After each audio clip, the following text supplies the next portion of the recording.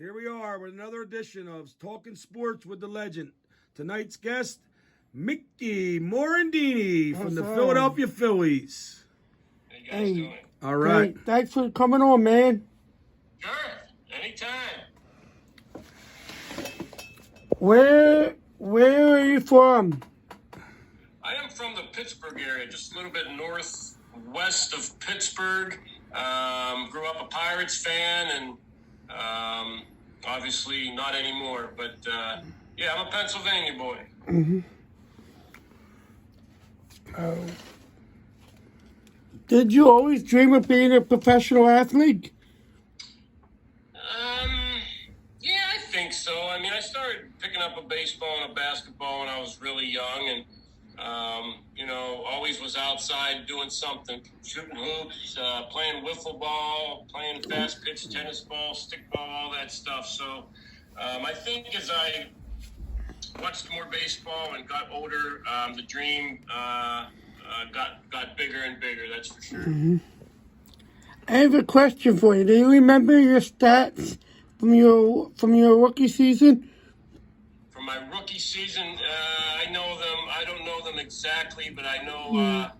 Are you talking my September call-up season or my first full year season? You got it upside down, Steve. Oh, what is it? You got it upside down. I got to turn it so I can read it.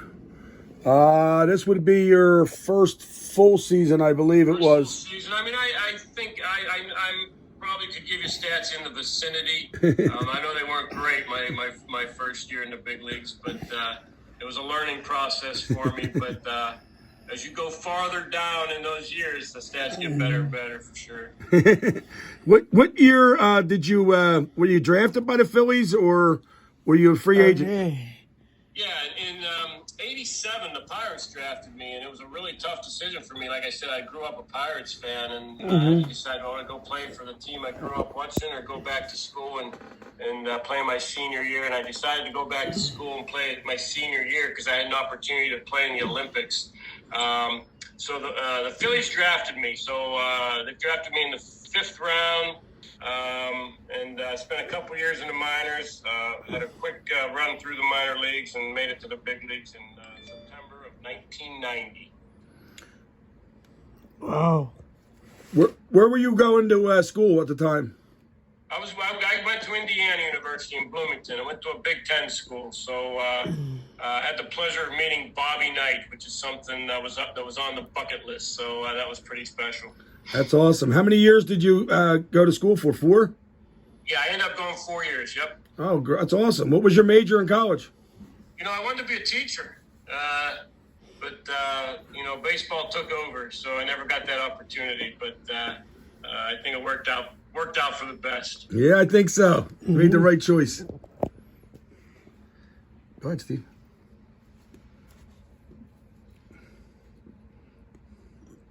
Who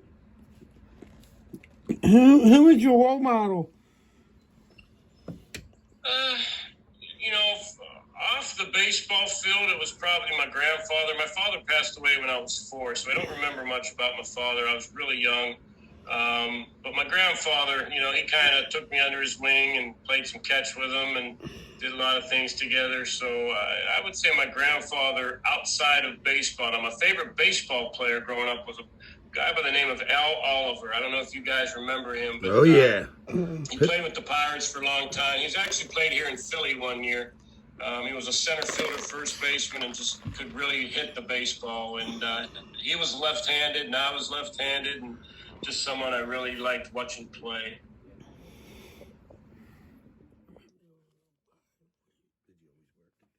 Did you always play the same position or wear the same number? No, as a matter of fact, I was always number 5 growing up. I don't know why I liked number 5, but I was number 5. I always liked that number. And when I got to college, I kept number 5. But when I got to the big leagues, I was number 12. So that was something they gave to me. You didn't when I got called up back in the day, you didn't really get to pick your number. You just went into the clubhouse, they gave you a uniform, and that's what you had. So I wore 12, and it stuck for the rest of my career. Who was your favorite teammate? think my favorite one that really had an impact on me was Darren Dalton. He was our catcher for a long time. He was a great leader, and he really cared about his teammates. And he really taught me a lot about, how to play hurt, how to deal with the media, just a lot of things off the field that were important to being a successful Major League Baseball player. Me too. Both these were my two favorites growing up. Yeah, Darren was a great guy, great catcher. And I was really happy for him in '97 when we traded him to the Marlins and he got that World Series ring because he deserved it, that's for sure. Yeah, you guys all deserved it in '93. Yeah, we were close. We were really close. It was so funny how my life went, and when I was younger, I graduated high school in 81, excuse me, but fall of 80, the Phillies won the World Series. So then as my kids were born, it was funny. They were born, Stephen and his sister were both born in the February, March, and the Flyers went on a tear both years. 85, they went to the Stanley Cup, and then again in 87, they went to the Stanley Cup. So then 93, when you guys were doing great, that they were old enough where I could take them to the game. So I used to jump on the Frankfurt L and then switch over to the subway, and I took them all to the game. I'll never forget. It was Mother's Day, 1993.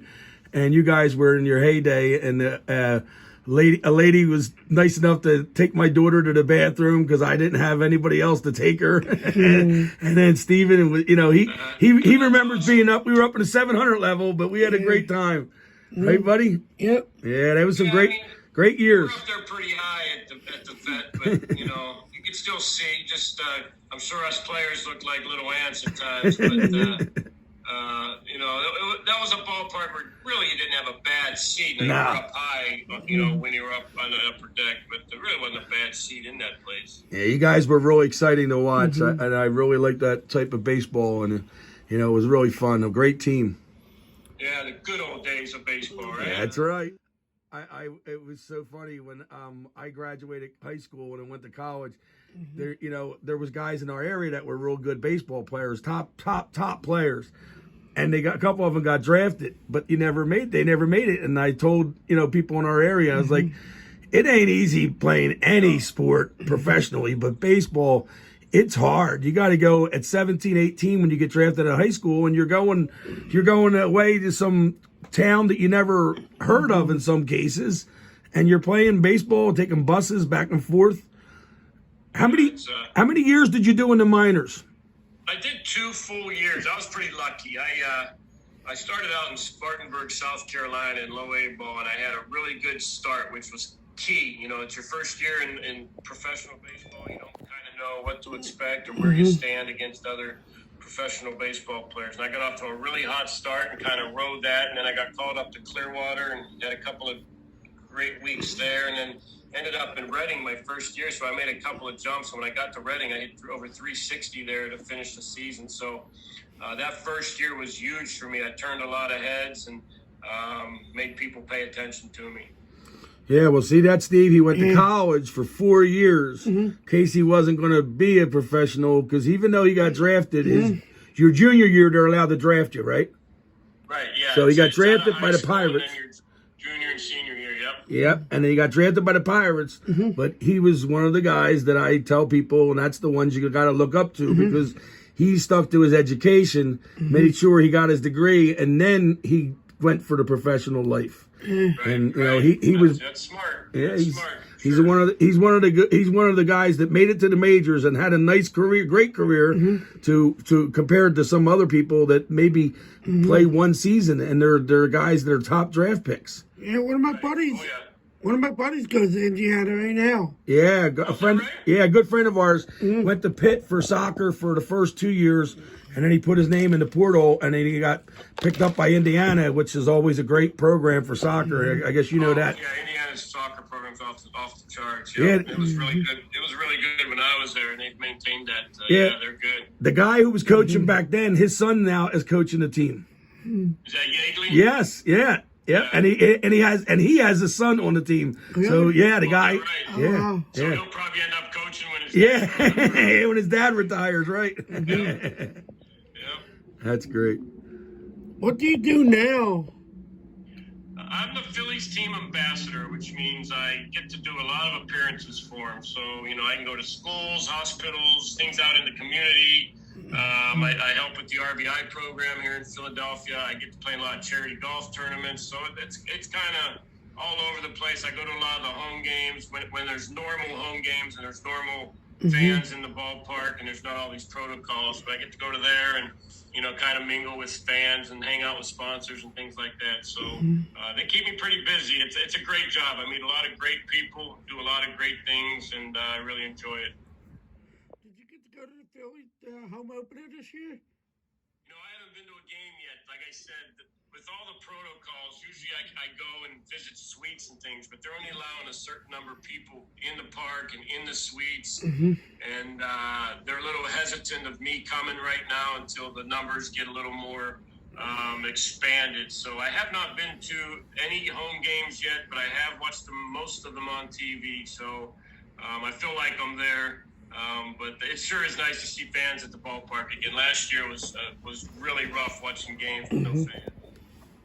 Yeah, I was one of the lucky ones. I got to go to the one of the last spring training games, and then the home opener this year. Awesome. Awesome.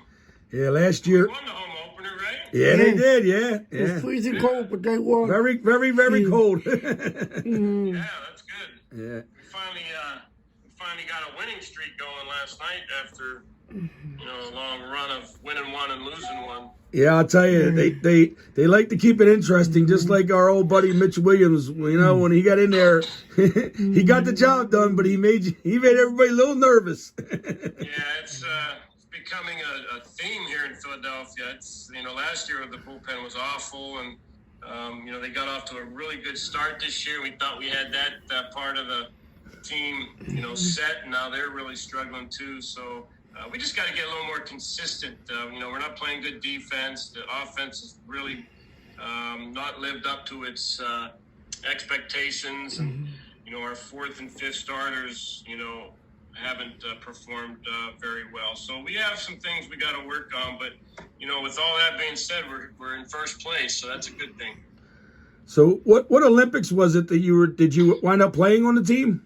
Yeah, it was 1988 in Seoul, Korea, and we ended up winning the gold medal. So I have an Olympic gold medal, which is obviously really cool. That's a great piece of trivia there, Steve. Yeah. And now you can say you interviewed an Olympic gold medalist, and then everybody will be stumped because they don't think of baseball. Was that one of the first years that the baseball was? It was still a trial sport. It was the last year. They did it in '84 with the McGuire group, and then '88 was the final year of a trial sport.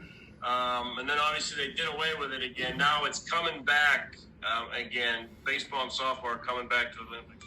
That's awesome. I can't believe it ever left. That's what I was about to say. I can't believe it was even, it took that long because, the Japanese leagues have been going on forever. I mean, our old buddy Charlie Manuel played in the Japanese league. Oh, really? Yeah. And he ain't no spring chicken. You got Cuba and the Koreas and Italy and all these Australia's into baseball now, and all these countries. You got all the Latin countries, Dominican and Puerto Rico and Mexico. All these teams play baseball, and they're really good. I just can't believe we couldn't get an Olympic. Yeah, well, I'm really glad it's back. I love watching baseball. Is the Phillies the only team that you played for? No, I was with the Phillies for my first 8 years. Got traded to the Cubs. I was with the Cubs for 2 years. Then I was a free agent. Ended up coming back.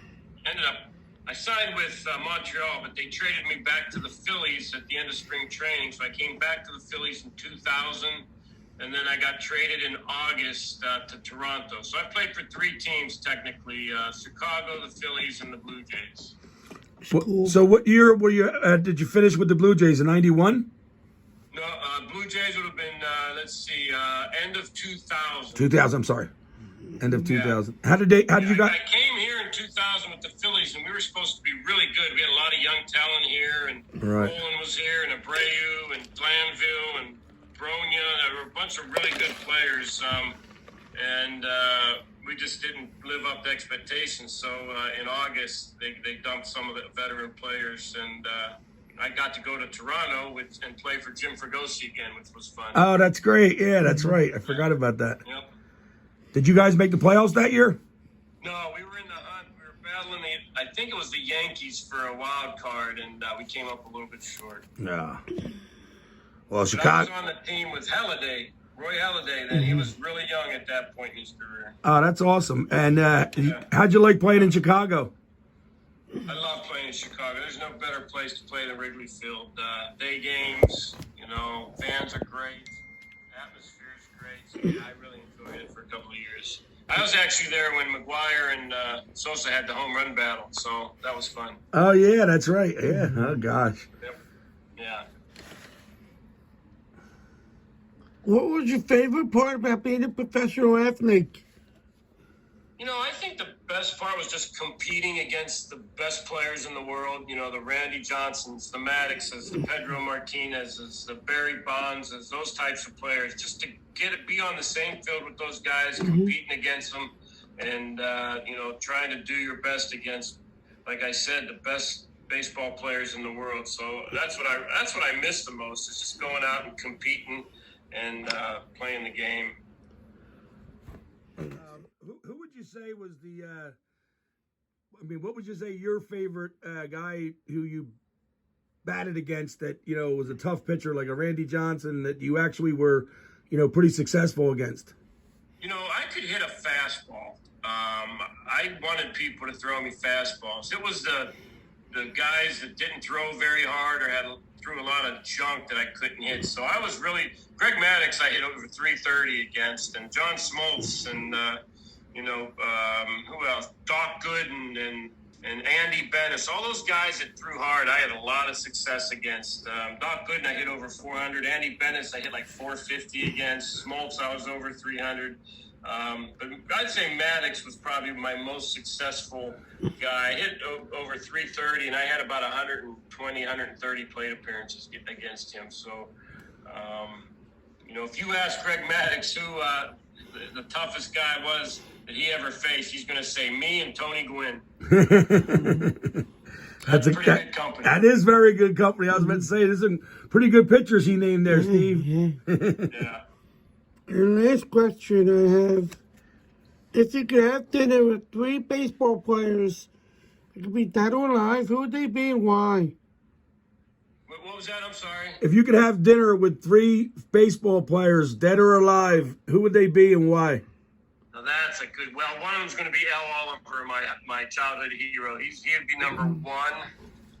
Number 2, I think we're going to go back in time, because I could probably still have dinner with all the guys I played against today. So I'm going to say, I was Roberto Clemente would probably be number 2. And number 3, I would say would be a toss-up between someone like Willie Mays or Hank Aaron, or maybe like a Sandy Koufax, or Bob Gibson, someone that dominated the game back in the day. I would love to sit down and get their take on the game today. I would love to hear what Bob Gibson, yes, Willie Mays, and those guys have to say about how baseball is being played today. Especially, how would you like to be the pitching coach and take Bob Gibson out after 7 innings? He wouldn't hand him the ball. I guarantee you. He'd say, go back in the dugout. I guarantee you. Did you ever get a chance to meet Al Oliver? I met him briefly. They used to have old-timers games. I don't know if you remember. Yes, I do. I just got caught up. Yes. They had old-timers games in a lot of the ballparks, and the Phillies had some. So Al Oliver came to an old-timers game once, and I met him, and, obviously I told him he was my favorite player, and got an autographed baseball from him. So I met him once. Yeah. That's great. I would love to sit down and eat dinner with him, and I'd love to have. I think he should be in the Hall of Fame, but I guess he came up a little bit short. Yeah, I love the Phillies, of course, but the Phillies back then. Hold it, Steve. The Phillies back then had a rivalry with those guys. We are family, and absolutely. I knew. To be honest with you, I couldn't stand the Phillies when I was growing up because they they had, I mean, there were bench clearing brawls all the time, and it was a big rivalry, that's for sure. Yep. Yeah, I remember everybody on that team. Willie Stargell, Manny Sanguine, and the catcher, right? Dave Parker. Dave Reggie Parker. Stennett, Oh God, Bill Badlock, they had some great teams. I mean, I could name all of them for you. Yeah, and they won 2 World Series, right, back to back, right? No, they just won in '79. They were down 3-1 to Baltimore, and they came back and won. Because the Phillies won in '80. 80, right? I thought they won in 78 and 79. I guess they. They didn't win in '78. I'm not sure who did, but it was not the Pirates. I do remember. Yeah, I do remember. Our family here. That's Yeah, for sure. that was awesome. Steven wants to show you something. He got. He was at the Roy Halladay no-hitter game, and The playoffs. yeah, the playoff. Is that the ticket? Yeah, that's the ticket. Yeah, that's the ticket. He actually had a hard ticket, and Nice. yeah, we got this thing, and it was, of course, before Roy died, and once we had it all, and I said we got to get a real nice frame for it. My That's awesome. yeah, my son-in-law is a collector, and he gave Steven your card, one of your old cards, and that's why Steven was asking about your stats. Steven thought it was funny. Yeah, Steven thought it was funny to have his your card, and I said, yeah, well, my son-in-law's got, I think, everybody's card who ever played in the MLB. So it's pretty. It's amazing what the card business is. It really dropped down there in the '90s, Yeah. early 2000s, and now since they do this grading system on the cards now, Yeah. sports cards are just taking off. It's crazy. Yeah, he taught me so much about it, about how every year they have like a special card for, and it's only one of them in the pack, and you know, Yeah, and, I know like a LeBron James Yeah. card just sold for millions. I mean, it's crazy. yeah, I always tell people, it's like, how many cards did you throw away when you were a kid, messing around, just throwing cards? I kick myself because I look at cards that go for high prices, and I'm like, God dang, I had that one. Oh, I had that one. I had that one. I'm like, man, if I'd have only known, 40 years ago, what it would be like now, man. It would have been awesome. Yep, who would have thought, right? Yeah, absolutely. What do you got to say, Steve? Thank you for your time, man. Oh, you're welcome. Anytime. It's been great. I can't wait to get a chance to meet you. We got a good friend down at the Phillies. Went to college with her. My wife went to high school with Kathy Killian, and we're gonna try to get down there once everything opens up again, and get a chance to maybe be in one of the suites and get a chance to meet you. Yeah, let me know because, like I said, I haven't been going yet. Once things open up a little bit more, I'll be going to a lot of the home games. So if you do go to a game, Instagram me and let me know you're going. And if I'm going, All right. look up and we can talk some Phillies baseball. All right. Yes, Thank you sir. very much, Mickey. Thank you, Have a sir. good one. Take care.